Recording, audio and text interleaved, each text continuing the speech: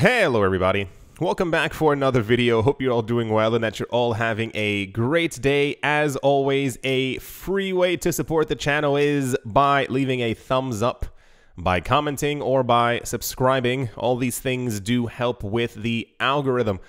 This is my fourth attempt at trying to make this video. I'm not even joking. Like, I really just woke up and my brain is still kind of all fuzzy and all over the place. And at one point in one of the other things that I was just trying to do, I sat there and was like, I just kind of froze and I looked at the screen and I forgot that I was supposed to be talking.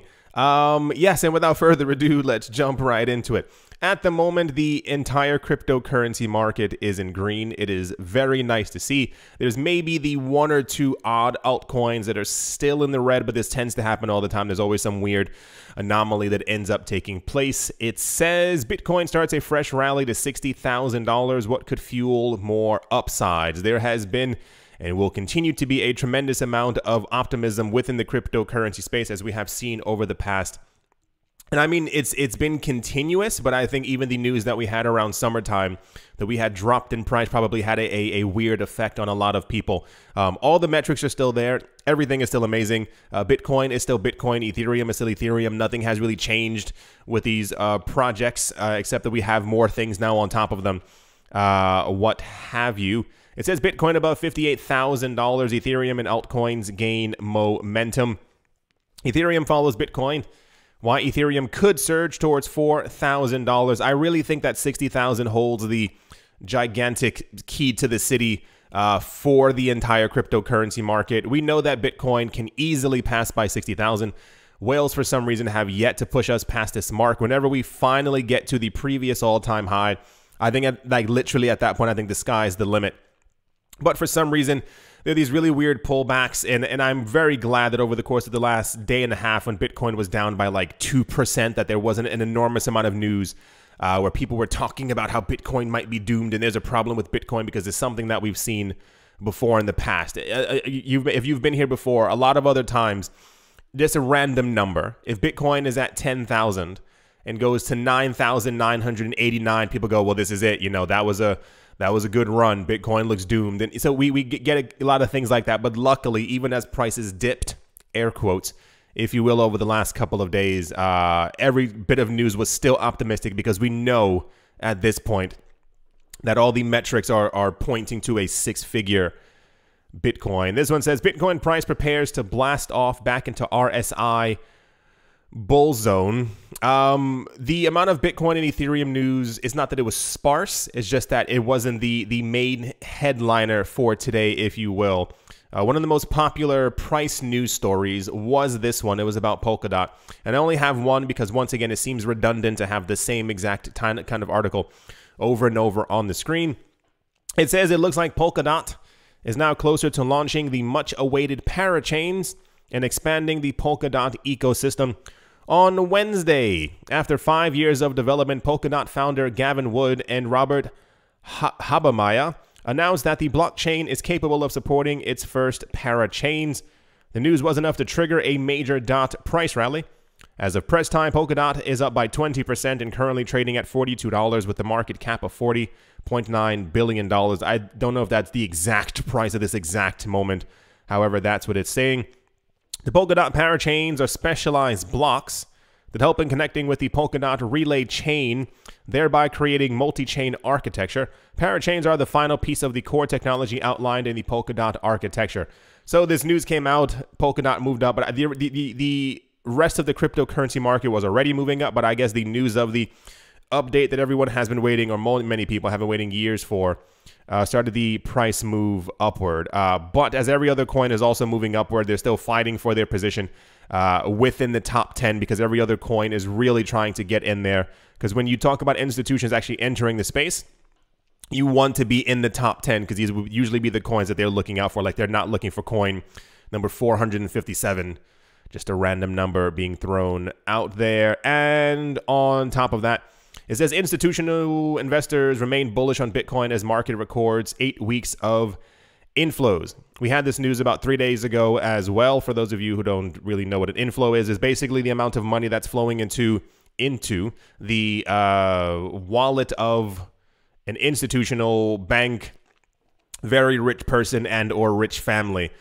We keep seeing the amount of Bitcoin in wallet addresses going higher and not shrinking, so we can usually use this as a metric that they are buying and have no intention of selling. There's also some other news like that, I think, further on in the video, and it's a huge amount of people who are actually purchasing and have no intent anytime soon of actually selling off their Bitcoin, because the entire mantra, idea, thing floating around in the sky right now is that everyone is expecting the market to continue to rise, and everyone, even if in the back of their heads, is expecting at some point for Bitcoin to go over $100,000. And you don't really want to sell at 40 or 50 something if you can make another 50,000, and that's just how investing goes. So yeah, kind of the same or similar Bitcoin to Ethereum news in that everyone's very bullish, everyone's buying. You get the point. And the only oddball, if you will, was the Polkadot news. There was no other altcoin news except for Polkadot kind of taking over the entirety of the space. But yeah, good job for Polkadot. And without further ado, let's move on.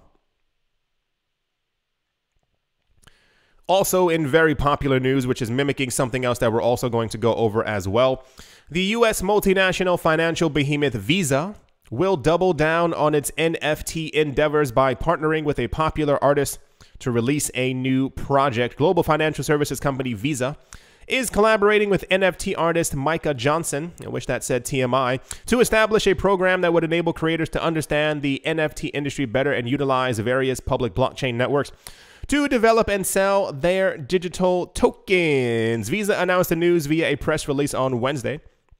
The company said it would provide a connection between creators, and its network payment partners, which would benefit the former as it would expand the reach of their audience and foster business growth. This is now the 38,000th time that we are hearing about Visa. For those of you who do not know, Visa is deep into the cryptocurrency space. They've mentioned before, I believe it was sometime last year, that they are working on integrating Bitcoin and Ethereum payments onto their platform. They're also trying to integrate stablecoin payments for banks or institutions who want to use stablecoins. They've announced their foray into the DeFi space as they want to also integrate some of these things as well to be able to. The idea for DeFi is that basically all the old system, the old banking system, we kind of don't need it anymore because we can simply do it with algorithms. And if you could have it linked to a regulated space, therefore it gains a bit more notoriety, if you will. And then on top of that, the NFT space as well. Once again, I'm not trying to explicitly... I'm trying to give you a hint into what's actually happening. NFTs are here to stay. I know a lot of people don't like them. A lot of people comment on the fact that in January, I also didn't like them. I'm a person. I grow. I change my idea. I now have hundreds of NFTs because I'm quite obsessed with buying them. NFTs are going to be around for a very, very long time. This is now the new way, or will be one of the new ways of creating art, creating value on top of a blockchain, being able to fractionalize things. We had news even before, for those of you who remember, that there are a lot of museums right now who are even selling off Picasso's and other, Jean-Michel Basquiat and stuff like that, that are now like they're selling fractions of the actual thing, so that you can, don't have to buy the, you understand what I'm talking about. Anyway, I told you I just woke up. I told you, like, I'm trying to make sure that you understand that, like, my brain is not all completely there. The entire point of it is, Visa every single, I'm going to say once a week, continues to bring us more news as to exactly what they're doing in the cryptocurrency space. We don't hear from MasterCard as much as we used to, but I think Visa is also much more popular as like an actual card. I think more people have Visa than actual MasterCard cards. So one of the big news stories today is that Visa is planning on jumping even further into the NFT space, because if you haven't seen the actual auction results for the prices that these NFTs are selling for, I leave that up to you to go find them, because some of them are selling for enormous amounts and everybody wants to get into it and start making their own and creating their own, and also having a platform for people to be able to create these. So yeah, that's the Visa news. Don't be surprised in 2 years. I'm just throwing that out there. Let's move on. Tying loosely, if not indirectly, into this news, there have already been more than 1 million people trying to sign up for Coinbase's NFT platform since the waitlist went live 2 days ago. Coinbase opened up the waitlist via a blog post announcing its upcoming NFT platform, which is slated to launch later this year. The platform, dubbed Coinbase NFT, logical, will initially support the Ethereum-based ERC-721 and ERC-1155 token standards, with plans to expand support to other blockchains in the future. I think the most interesting thing will be is when they eventually launch this. We know that they're Ethereum fanatics, so of course they're using Ethereum-based tokens. But if they start like actually like multi-chaining and like cross-chaining and stuff like that, and you can create something on Cardano but swap it through Ethereum, I think that's going to be the real game changer for the entire thing right now, is that we need more cross-chain interoperability between all major chains, because it seems incredibly fragmented at the moment. At the time of writing, there are 1.1 million people waiting for early access to the NFT platform. Sanchua Sazena, the vice president of product at Coinbase, tweeted that the insane amount of traffic for the waitlist temporarily broke the website. And here's a tweet for it right there. So yeah, for those of you who maybe missed yesterday or the day before, Coinbase is also making their own NFT platform. A lot of people are talking about how many people are already on and how many people are so-and-so. Coinbase is a very simple, easy to use website. They said in their original blog post that their entire idea is that they want to make it as simple and as seamless as possible. It should take a couple of seconds, a couple of clicks. Many other platforms are already kind of really simple, but if you've never used Coinbase, I mean, it's one of the, just a couple of clicks. Anyway, we'll see exactly how this works out. I hope it does actually work out for them, because sometimes Coinbase does some things and it doesn't really take off as well, which also leads me to the other question. Remember, I'm fairly certain, correct me if I'm mistaken, wasn't the people from EOS, they created Voice as a social media platform, wasn't that then changed a couple of months ago into an NFT platform? We haven't heard anything from them. I'm pretty sure they were trying to make their own NFT platform. I don't get it. They always announce something and then never kind of do. Anyway, that's the Coinbase website broken, so many people news. Let's move on. And I don't understand if we actually went over this for the life of me. Like, I really can't, because every single day we get some type of similar news. ARK Invest wants to bring Bitcoin to the masses, offering a Bitcoin futures ETF and investing heavily in cryptocurrency products. ARK Invest, the asset management firm founded by Cathie Wood, wants to accelerate its crypto strategy and has now officially lent its name to an ETF tracking Bitcoin futures. A Bitcoin future is not the same as a Bitcoin token.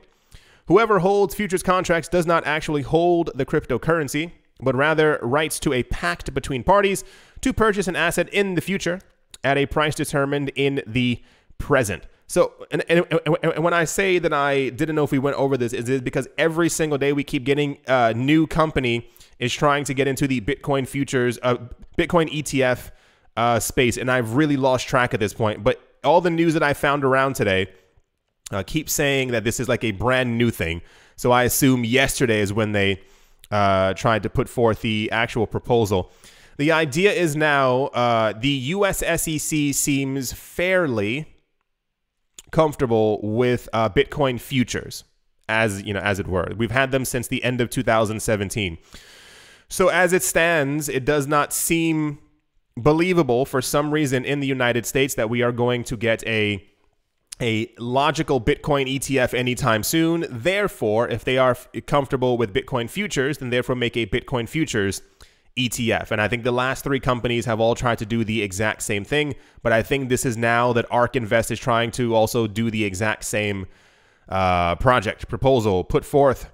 Cathie Wood's ARK Invest is the latest to apply for Bitcoin ETF tracking Bitcoin futures. You might have seen over the last couple of, it's been no more than 8 weeks or so, 2 months, roughly around that time period, that we've been seeing a lot of Bitcoin ETF eminent, Bitcoin futures ETF eminent, Bitcoin futures, blah, blah, blah, blah. It keeps coming up over and over and over. There are a lot of analysts who, forever, whatever some reason in the sky, keep believing that this is the month, like this month. Now we are going to see a Bitcoin ETF approved in some sort of way. I'm trying to get everyone to, keep in mind, this is the US SEC. They are special in their own right. They have been receiving, it's been over 50 of them over the last 6 years. Over the last 6 years, They have said no to every single Bitcoin ETF proposal. I have zero hope for them to actually do the right thing. So just assume that this is also not going to be pushed through as well. However, it says new tickers and ARC filing show Bitcoin futures ETF approval is imminent. The idea being but this is how it's always been.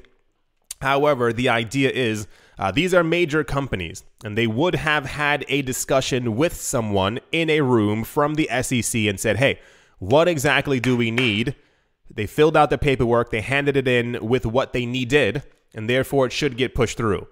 However, every other company has done the exact same thing. Every company really wants to have a Bitcoin ETF. They're not simply downloading a PDF from the SEC website, writing in pen on it, and then simply handing it to someone and going, I hope it works. No, these are multi-billion dollar companies who are trying to be the first to get this thing through, because if you are the first and only one for a couple of weeks, you get the moolah.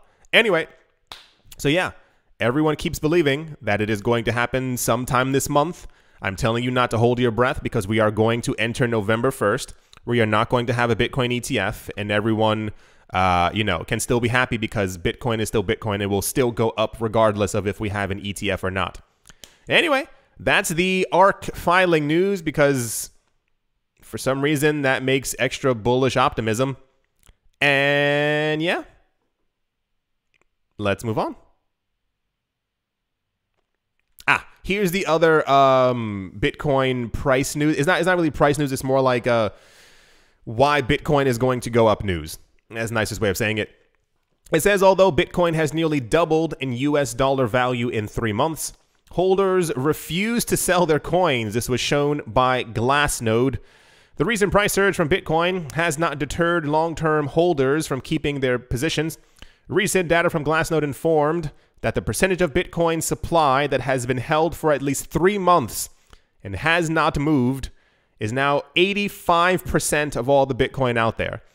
85% of all Bitcoin has not moved. 85%. That means the other 15% that's actually out there, a huge portion of that is also still being accumulated. Citing data from the blockchain analytics company Glassnode, Chinese journalist Colin Wu outlined the behavior of Bitcoin holders and their most recent attitude toward the asset.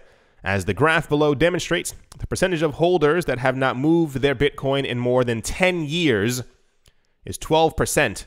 These are usually tokens that we consider to be lost and gone forever. We have had instances where people still do have access to these wallets and they move the coins around, and everyone is told to panic. It's like, dude, like it's on an old computer. Someone opened it up, turned it on, their Bitcoin was still there. Calm down. However, a lot of people believe that these are part of the percentage of coins that we will never ever see again circulating. Similarly, those who haven't transferred any Bitcoin holdings between 2 and 3 years and 5 years, is 10 to 12% respectively. Interestingly, the largest percentage of investors that have refused to sell their coins or move their coins from those who have held for 6 to 12 months is 19.5%.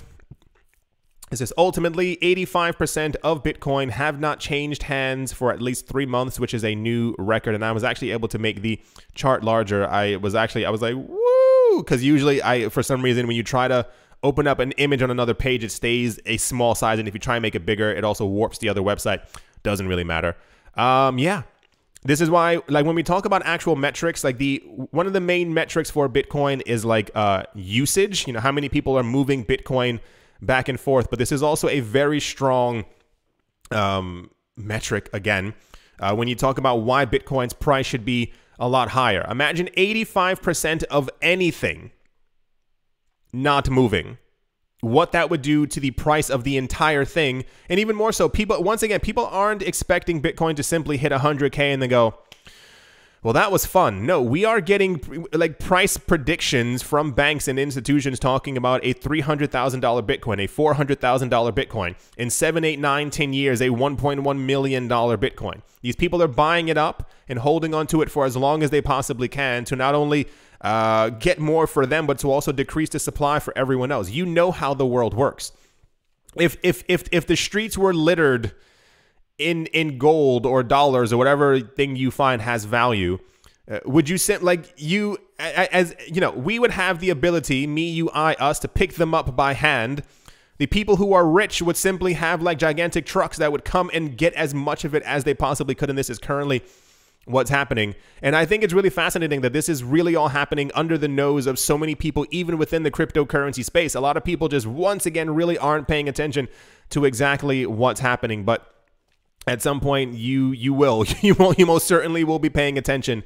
And I hope that you have decided to allocate portions of your portfolio into their proper corners. Nicest way of me being able to say it. Anyway, yeah. We had news similar to this a couple days ago for Ethereum.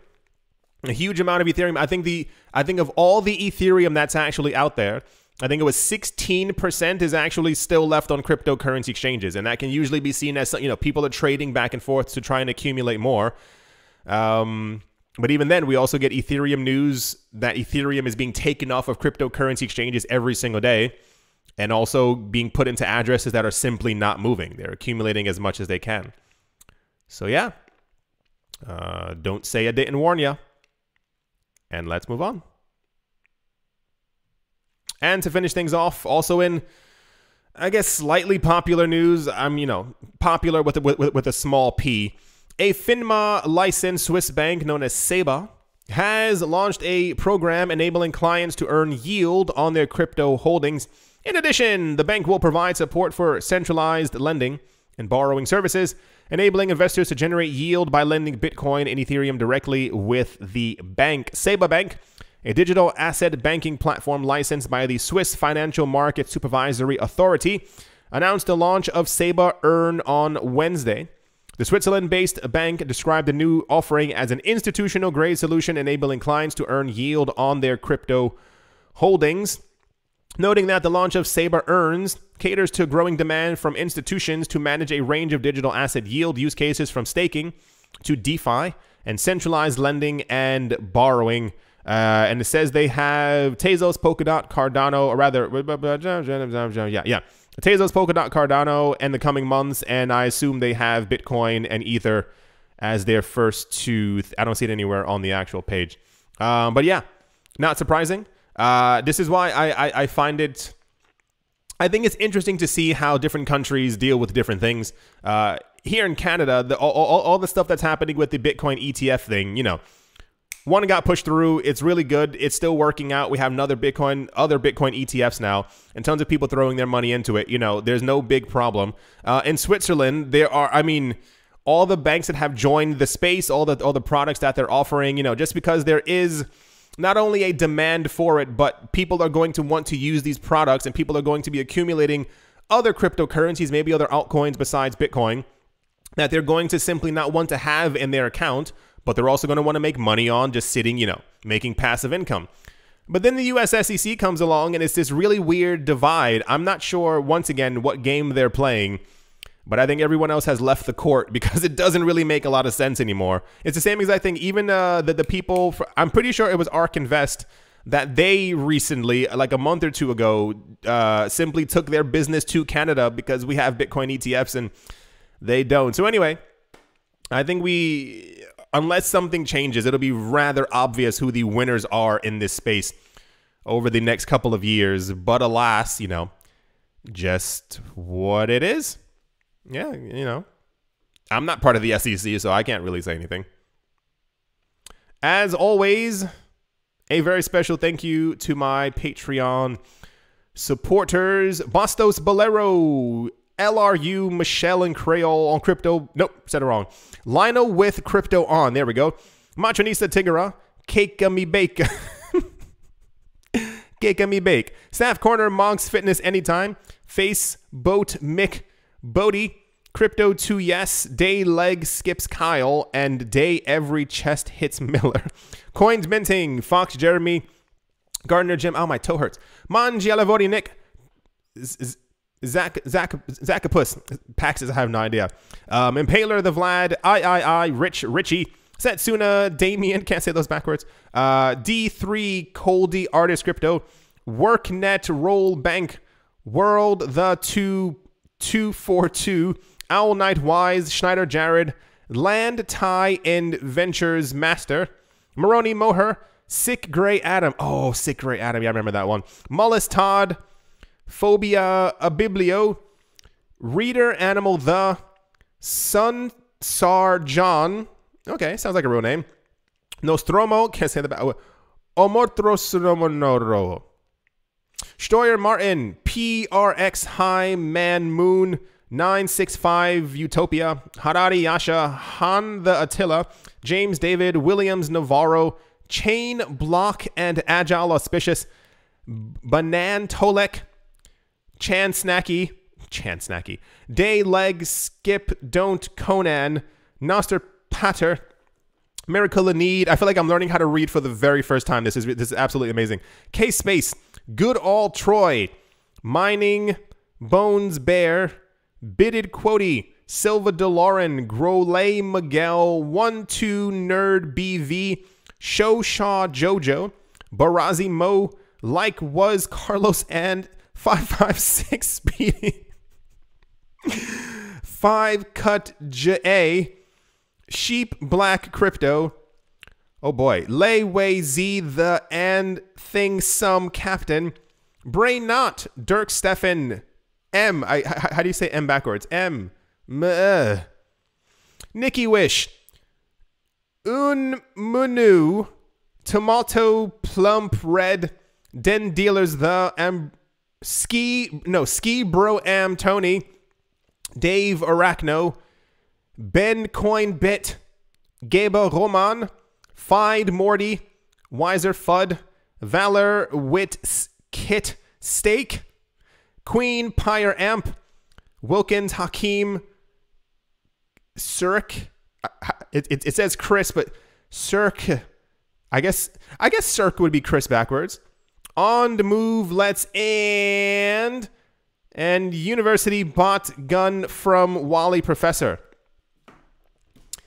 If I wasn't tired before, most certainly am now.